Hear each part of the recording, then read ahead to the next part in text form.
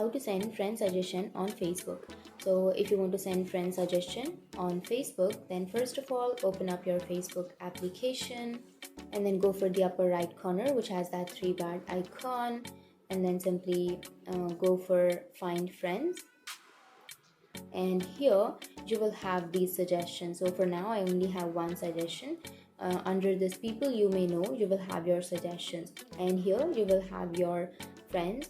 You can also go for your friends, or you can go for friend request, or you can also go for your suggestions. So simply choose a person, and here you can simply go for the three dots icon which is on the right side, middle right side, and then tap on copy link. And now go back and open up your messenger and simply tap a chat and then paste that link and send. So if the other person taps on this link, then they will have the Facebook account of this person. So that's it. That's how you send the suggestion to your friends. And if you have any questions, feel free to comment below. Thanks for watching.